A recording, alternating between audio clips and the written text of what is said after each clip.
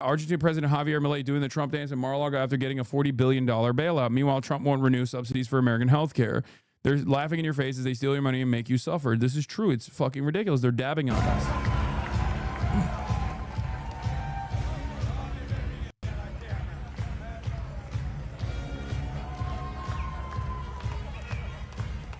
I can't in good conscience understand why. I can't in good conscience understand why they're doing this, by the way. I genuinely can't. Like, it blows my mind. It makes me feel somewhat crazy. Just like I can't understand why the Trump administration would, on the one hand, try to fix the price of meat, okay? The price of beef in general, because they identify that as a pressure point. They identify that as like a point of anger and resentment. But which, by the way, ironically, also Argentina is involved in as well, because instead of addressing the monopoly that exists in the meat packing side of things and in the beef side of things, they're just like they just tried to flood the markets with Argentinian beef, right? Which frustrated a lot of American ranchers. So there's that too. But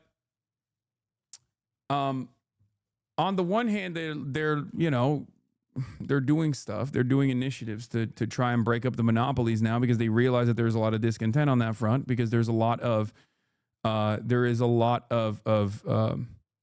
anger in how expensive beef has gotten. Right, it's one of the major points. But also on the other side, they are actively and successfully stopping. They're actively and successfully stopping by way of the Supreme Court, issuing an emergency order to temporarily block full SNAP food aid payments. Like, that blows my fucking mind. I am not the only one who noticed. Yeah. I said, I swear to God, he's trying to start riots in this country so he can mobilize the military, declare martial law, and halt elections permanently. I cannot see another reason for this kind of cruelty. I can't understand it. It makes no sense. Like, they're trying to relitigate the glorious time for the oligarchs in the roaring 20s. There is no rhyme or reason to do this. It just doesn't make sense. It literally doesn't make sense. Unless they are basically just they're like bots, and they just are fans of history and they want to repeat it or something. I don't get it. I do not understand it. Trump and his cronies do not think they need consumers anymore. They think AI and robots will save them from everyday people. They want to subjugate it, and they will push escalation after escalation. We are on our own. Like, the Great Gatsby themed Halloween party is obviously one of those examples. Like, aesthetically, they are doing a horrible job. So horrible that even the Democrats, who are not the best communicators, at least on the leadership side, have still been able to come out of this like shutdown battle with the Republicans being held responsible. If the Trump administration was at least a little bit aware of the situation on the ground, or if they didn't actively try to say, like, we hate you and we want you to eat shit and die to the working poor every single day with this kind of messaging, with this kind of imagery, I think the Democrats would be getting fucking destroyed right now in the shutdown battle. If the Republicans were a bit more competent and less overtly evil, that would be a much more difficult battle to overcome. One that I don't think the Democrats currently are capable of fighting.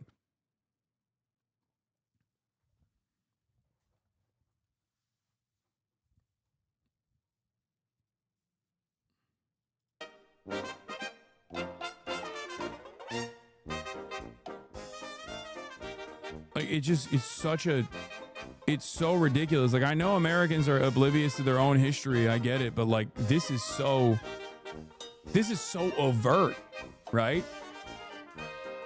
This is literally like Great Depression era levels of income inequality. It's not there yet. The conditions have not gotten there yet, right? But like, this is precisely what happened 100 years ago. We are straight up relitigating age-old battles. And it's the same forces. It's the same forces of capital that designed an environment, designed a system that gave them endless amounts of wealth and prosperity while the regular people suffered.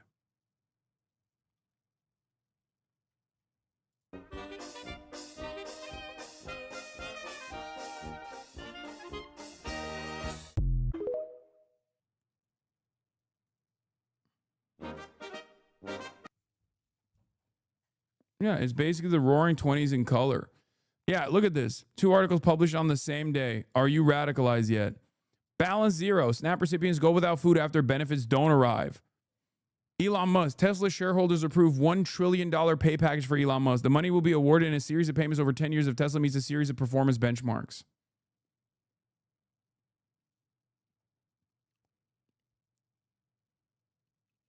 What are we doing?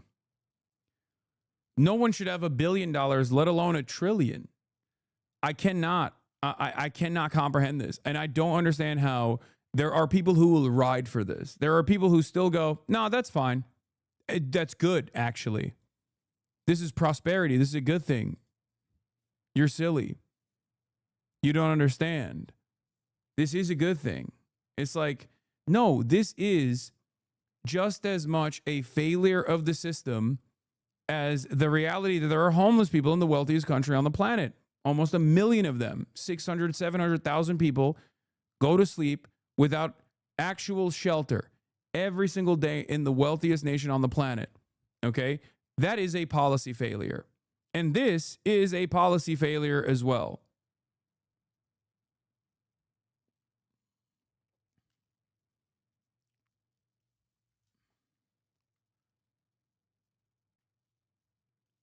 I forced myself to watch some of the Tesla shareholder meeting, and it baffles me how this is the guy we're essentially choosing to be the world's first trillionaire, just pure ketamine-filled rants, over-promising and throwing out wild numbers and nothing to substantiate them. The entire crowd is dead silent until they hear, but stock go up, burr, and then they cheer without even understanding what they're cheering for.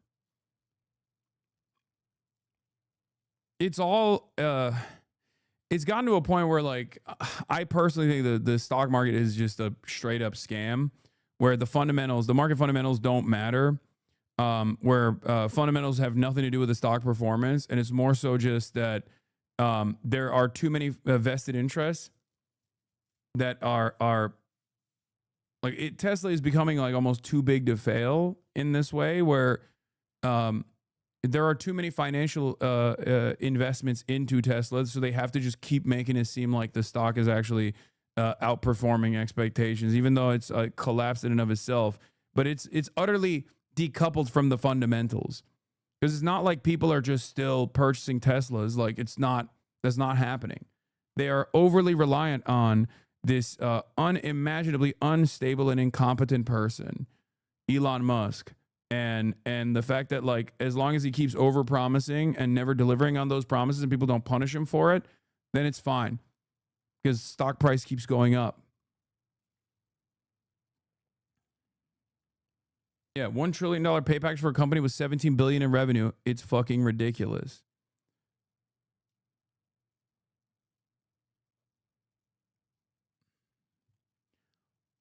I think stonks have to go up.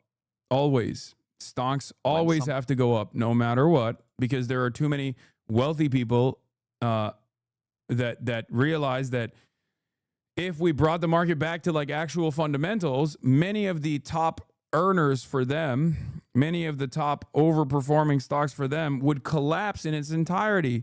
This is yet another example of this, right? OpenAI. In a new podcast, Sam Altman says, when something gets sufficiently huge, the federal government is kind of the insurer of the last resort, as we've seen in various financial crises. Given the magnitude of what I expect AI's economic impact to look like, I do think the government ends up as the insurer of last resort.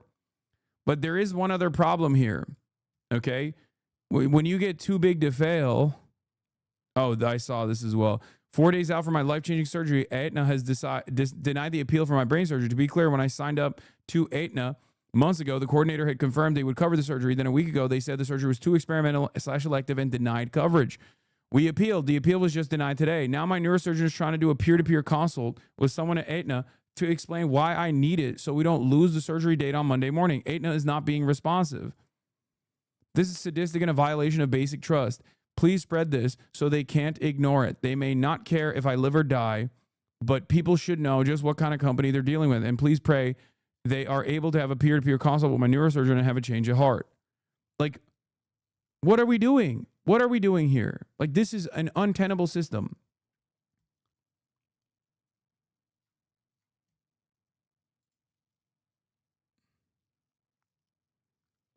How can people not look at this and say, this is devil work?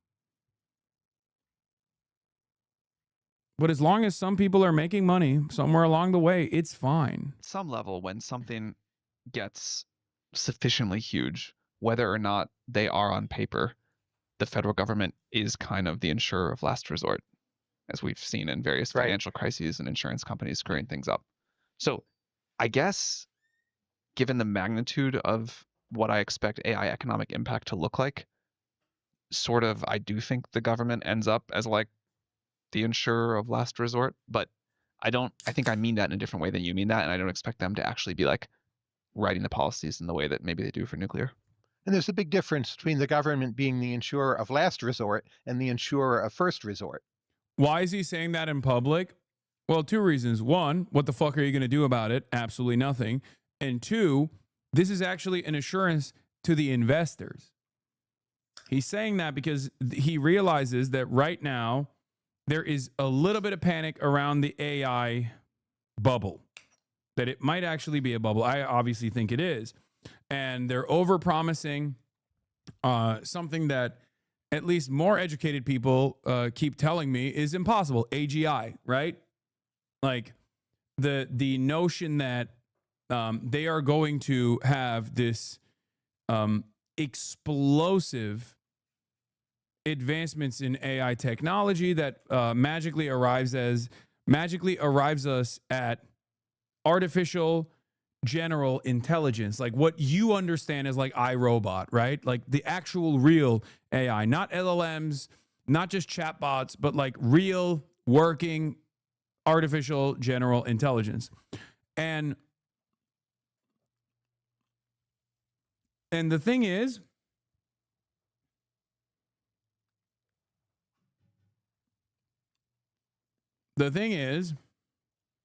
well, that has been the promise thus far. That requires a tremendous amount of investment and a tremendous amount of failure along the way. We're not even talking about the goals of AGI, obviously. The goals of AGI is to displace the labor force in its entirety. Having said that, what they're trying to accomplish is just like beat China to AGI, or at least a more competent version of AI that can successfully displace the existing labor force and create new super profit structures, okay, which rid the need for labor in its entirety. And God knows what that would do to the already exploding wealth disparity that exists in this country and in the Western world in general. Having said that, because there are fears that they might not be able to continue white knuckling through this process, that he has to sit there and say, no, don't worry, the government will bail us out. The problem, however, is if the bubble bursts after becoming enormous, and it has already, because outside of the AI stock market gains, the GDP growth in this country last year was 0.1%. Okay. It's like 5 major companies that are the entirety of the stock market at this point. Like it's insane. The bubble has gotten to such a ridiculous size that I don't even know if the American government could save it or could bail it out. So, like, I think there is such a thing as like too big to fail. But then there is also such a thing as like something that has become so large that even the American government can't bail it out. And if there was anything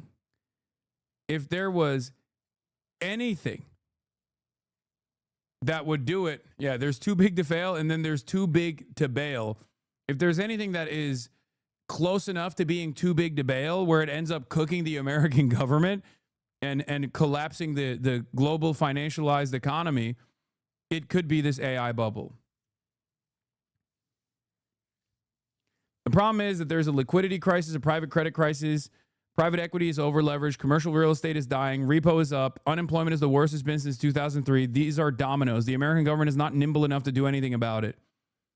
or competent enough to do anything about it, or the American government structure, albeit still incredibly powerful, does not have the proper tools to do anything about it because their entire purpose is to advance the interests of capital.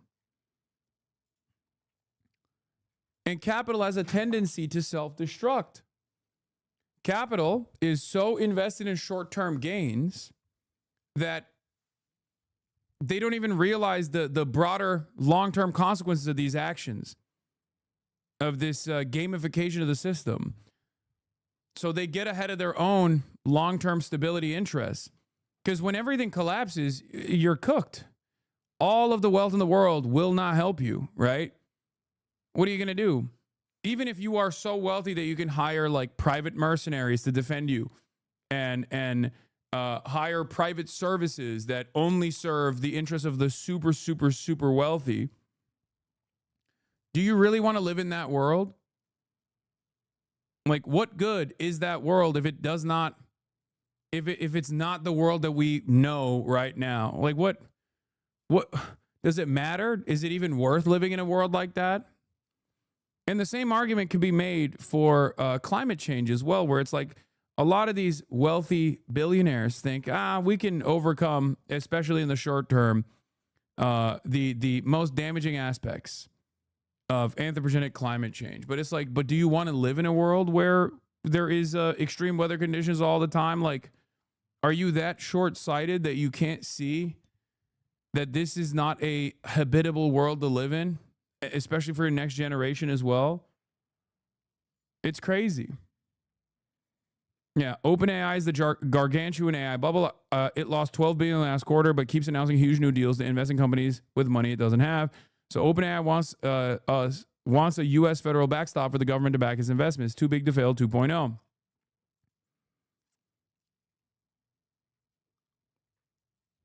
OpenAI's CFO didn't just say the company wants a federal backstop for chip investment. She said, and I think we're seeing that, the U.S. government has been incredibly forward-leaning. Then she immediately took to LinkedIn to claim that's not what she meant. This is where we're looking for an ecosystem of banks, private equity, maybe even governmental, the ways governments can come to bear. Meaning like a federal subsidy or something? Meaning like just first of all, the backstop, the guarantee that allows the financing to happen.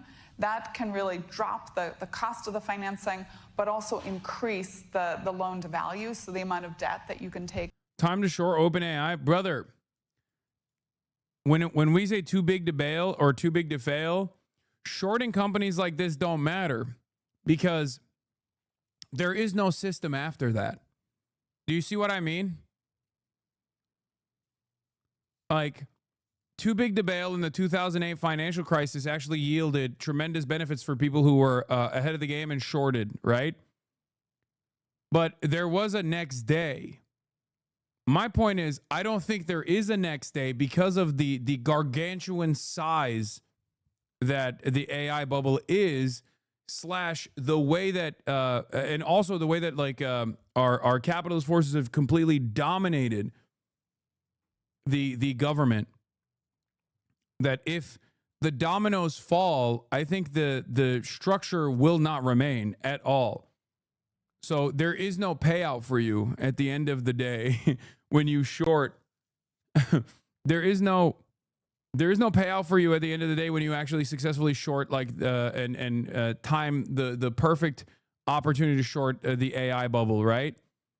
Because if that fails, then everything is gone. It's still not as big as .com, and there was the next day in 2000. You're wrong. Okay. Maybe I don't understand it.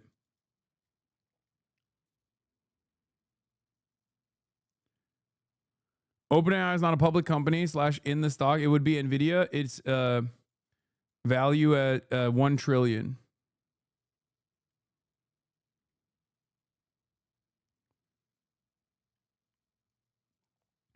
I disagree. It will be super bad, but not the end of the USA.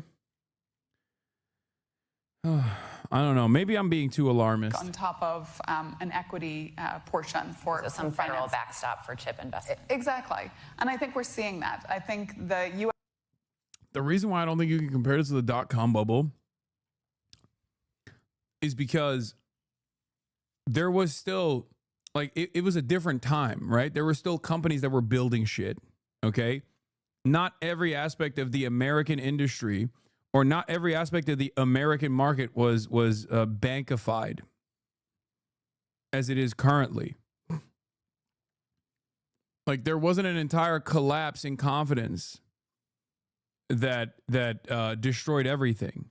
Whereas right now, I think the opportunity is ripe for complete collapse because everything is built around the confidence that the American government has to keep things going.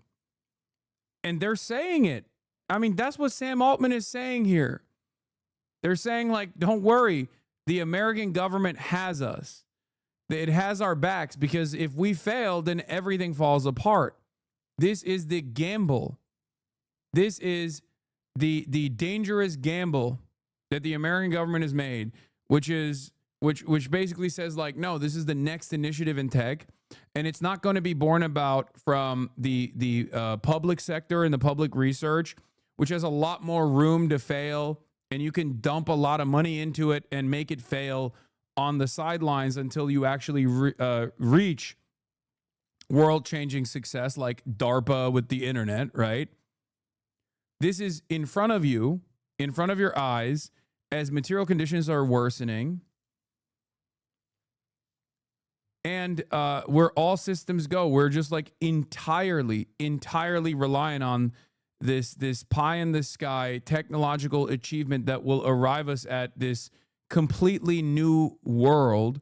We're not even thinking about like the ethical considerations. We're not thinking about the considerations of like what the next day will look like. I'm not even getting into that. I'm not even getting into that side of things because, like, who knows how that will work? Who knows how that will look like? Who knows what that will look like? Sorry. Why this analyst says the AI bubble is 17 times bigger than the dot-com bust. At this point, even the concept of an AI bubble seems to be in a bubble. In fact, Deutsche Bank analyst said last month that the AI bubble has already been burst.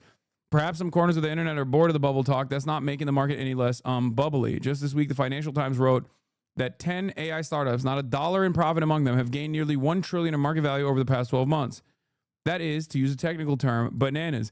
Even as Wall Street analysts and tech media increasingly question the hype, drawing uneasy comparisons in the late 1990s, the AI industry's response has been to shrug and watch their valuations tick higher and higher. The AI faithful believe the technology will disrupt in a good way, hopefully, virtually every aspect of modern life, from phone operating systems to pharmaceuticals to finance. And even if there is a bubble, proponents say the dot-com bubble gave us companies like Amazon, and the internet became, well, the internet.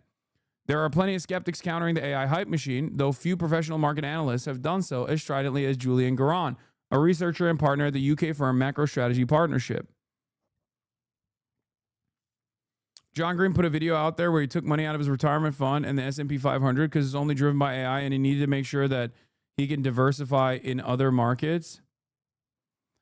Earlier this month, Garan published a report claiming that we are in the biggest and most dangerous bubble the world has ever seen. Garan concludes that there is a misallocation of capital in the U.S. that makes the current frenzy 17 times bigger than the dot-com bubble and 4 times bigger than the 2008 real estate bubble. That is, needless to say, a bold claim about a phenomenon that is famously hard to predict. I sat down virtually with Garan earlier this week to talk bubbles and why he thinks the AI fervor is, to quote his report, not just a bit bad, but rather the antithesis of socioeconomic progress. At the heart of the note is a golden rule I've developed, which is that if you use large language model AI to create an application or service, it can never be commercial. One of the reasons is the way they were built. The original large language model AI was built using vectors to try and understand the statistical likelihood that words follow each other in the sentence. And while they're very clever, it's a very good bit of engineering required to do it. They're also very limited. The second thing is the way that the LLMs were applied to coding. What they've learned from the coding that's out there, both in and outside the public domain, means that they're effectively showing you learned pieces of code that's, again, going to be limited if you want to start developing new applications. The third set of problems in terms of how it's built is around the idea of scaling. There's a real problem at a certain point in terms of how much you have to spend to improve them. I'd say it's definite that developers have hit a scaling wall. Otherwise, they'd be releasing demonstrably better and better models each time they came to market with a new product. And since ChatGPT 4 came out in March 2023, they haven't really actually raised the bar significantly.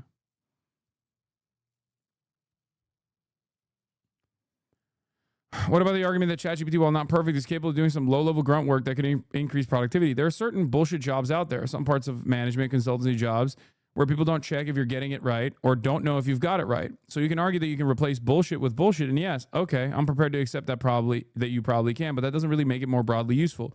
See, the reason why this conversation is very different than my analysis on top of this person who is like bringing highlighting like some of the most damaging aspects of the entire system designed around AI success is because of what people consider to be efficiency. If you're a regular ass dude, when you think efficiency, you don't think in market terms.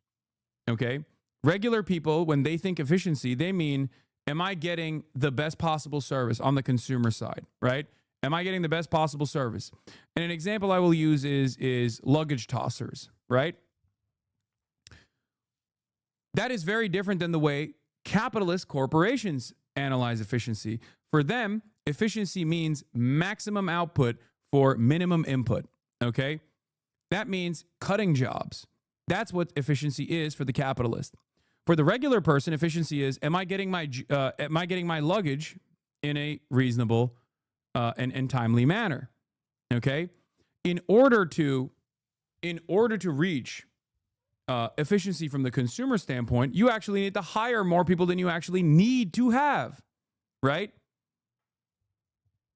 Like, if we had 10 luggage tossers as opposed to the 5, things would move a lot faster. You know, people would have more free time. People would just like be able to fuck off in the workplace. And that on your on the receiving end, from the consumer standpoint, that would be efficient because you still get your fucking luggage in a more timely manner.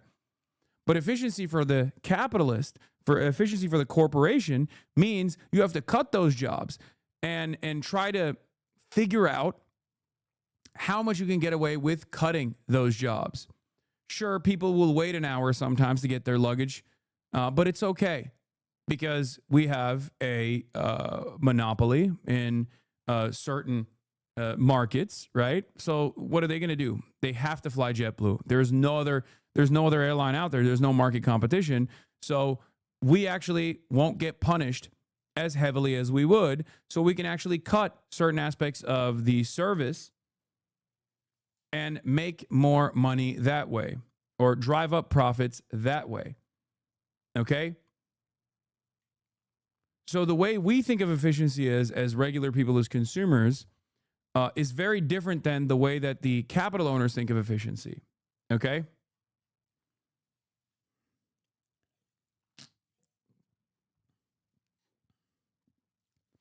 And this is the same problem with bullshit jobs.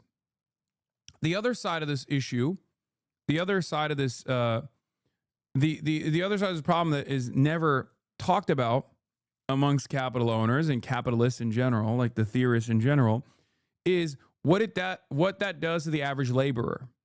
Okay, there is no consideration for the regular wage laborer in this conversation whatsoever. There's no consideration for their life. There's no consideration for their workplace conditions. There's no consideration for their families. There's no consideration for what that does to the broader economy. Okay? Bullshit jobs are fine. It's good to have bullshit jobs. Okay? It's good to have bullshit jobs.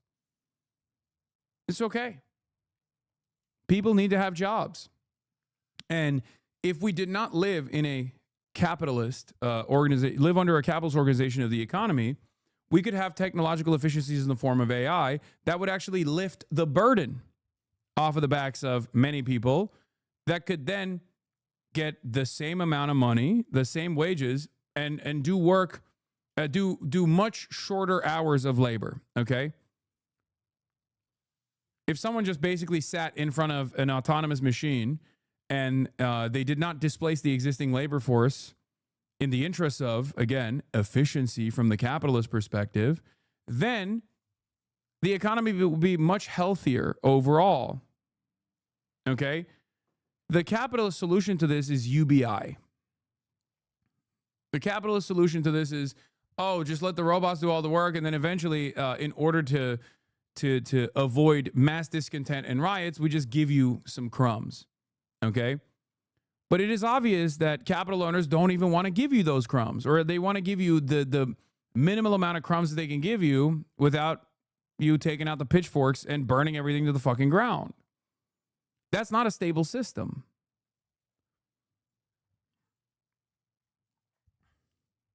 That is not a stable system at all.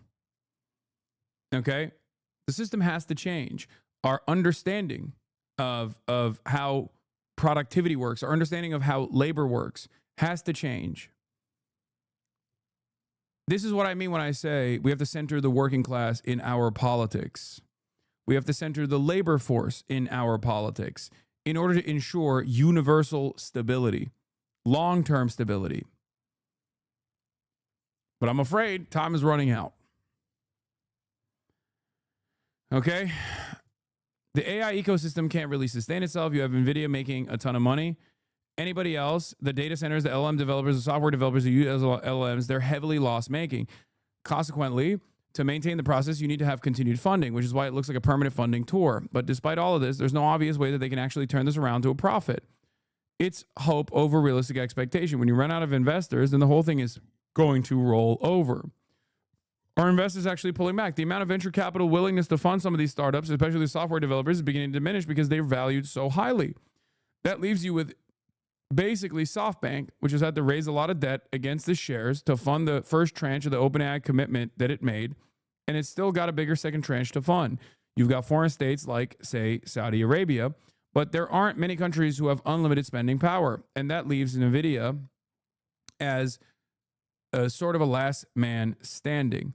Nightcap, are we in the process of deflating or is the bubble still growing? Well, with AI, I can't say it's starting to deflate. We're just a week past all-time highs, so it'd be kind of arrogant to say that that was definitely the top. But it's certainly drawing closer. I have to ask, because I ask myself this all the time, what if you're wrong? What if the hype is real? Well, there are two ways I'd be wrong. One is it just takes longer to break than I thought, which, to be honest, it already has. And what happens if I'm wrong in that way is simply that they continue building things that aren't fundamentally useful to the economic society. I don't think this is useful fundamentally to the economic society. It is useful to raise the stakes and to gamble harder because that's just what the stock market is now. It is turned into this major gambling ring. Major gambling ring where the highest rungs of capitalist society control all the stakes, and they have a vested interest in continuing this game. Because if they don't, then everything collapses and they can't continue bringing in profits year over year. If it carries on for another year or another 2 years because they manage to persuade someone to provide funding, the more people are doing stuff that's not going to make a return. The future is not going to be as bright.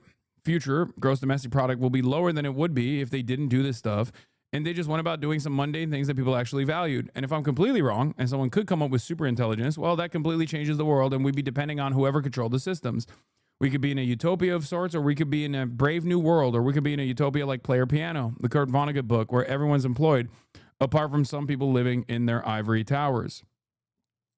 To be honest, I think that's beyond our current capability as an industrial society to pull it off. If that starts changing, then I'll change my mind very quickly. I just haven't seen it.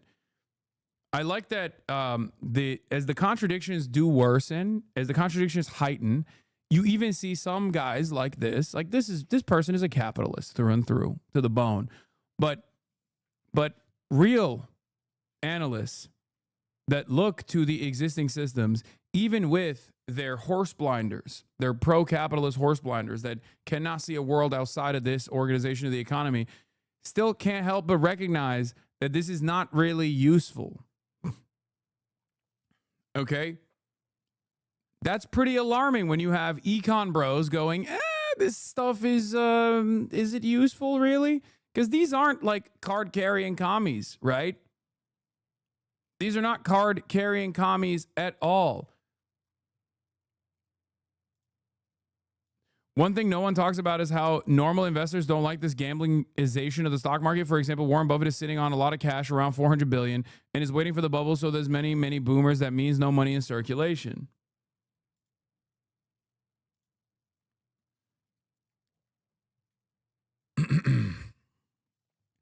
Trump just compared himself to FDR on True Social because he's going to propose a new lifetime of debt, 50-year mortgage plan as a solution to the housing crisis. Oh my God.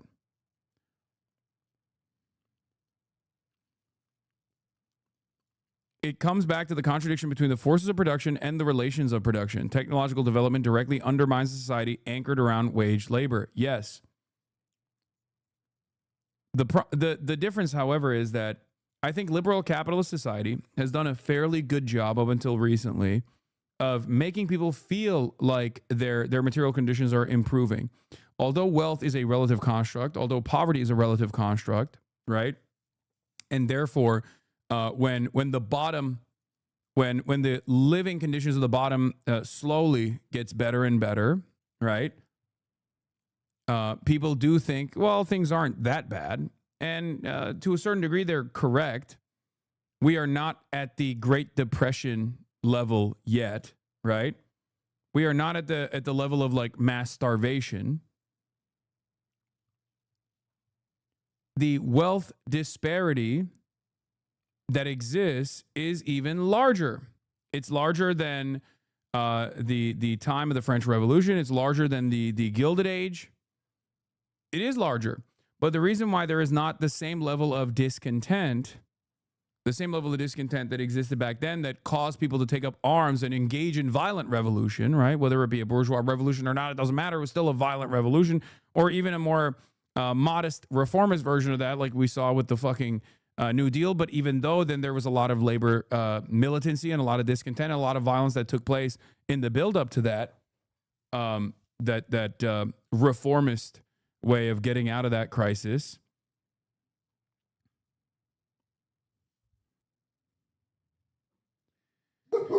Whoa. Scared the shit out of me, Kaya. Calm down. What happened? God damn. Scared the frick out of me.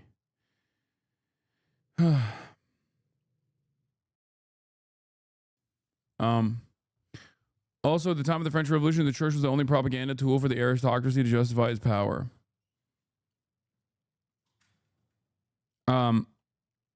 50-year mortgage at 20 years old means you finish at 70 with no extra payments? Yeah. Let's see what Lena Khan had to say about this AI stuff. We're also now hearing increasingly a lot of these executives admit that there's probably a bubble here. That they're, over investing. And just this last week, we heard suggestions from one of the companies that, maybe the government's going to need to bail us out one day. And so, I think all of the concerns around privatizing benefits and profits, but socializing risk and pain is something that they very much seem headed towards. And we're going to need a really assertive government to really stand up to that. And I worry that's the last thing we have in place right now. Yeah. I just don't know. I don't know where we go from here, Because the environment is different. We live in a post-World War II. If we're not going to talk about like the political economy, right? Even if we're just going to think about like the socio-political constructs that exist, like moving in the direction of fascism, which obviously these things are intertwined. It's impossible to think about one without the other. But even when we think about like the growing momentum of fascism, it's actually happening through almost a reformist. It's happening through a reformist version of fascism that we had not experienced prior. Because when fascism was initially invented, it was a revolutionary movement. It was billed as a revolutionary movement that came about through the parliamentary structure, but with a lot of violence at the time.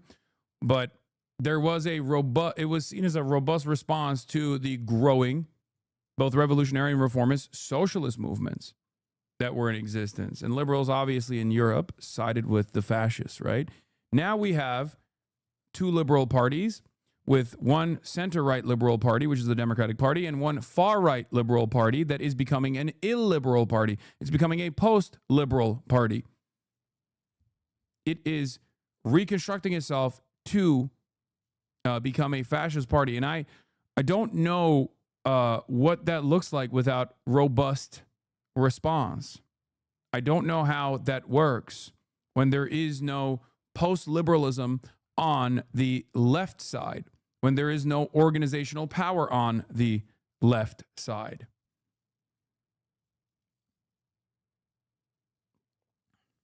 Because people, when there is no organizational factor on the left side, you know, whether it be Marxism, socialism, communism, anarchism, whatever you want to call it, when there is no organizational structure on that side, people don't have any alternatives. People don't think about the alternatives. Post-liberalism is liberal nonsense. I mean, I'm utilizing the terms that liberals themselves also recognize, because liberalism, once again, as it did in the 20s, 30s, and 40s, is failing. It's collapsing. And when liberalism collapses, you either move in the left direction if there is an organized movement there.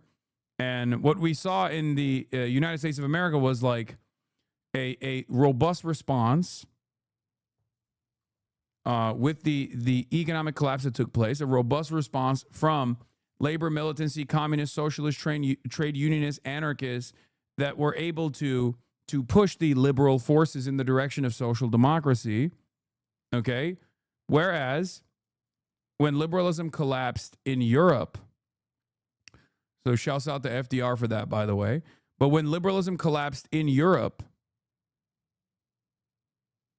it collapsed because it brought in fascists to its coalition, and then the fascists overtook the coalition.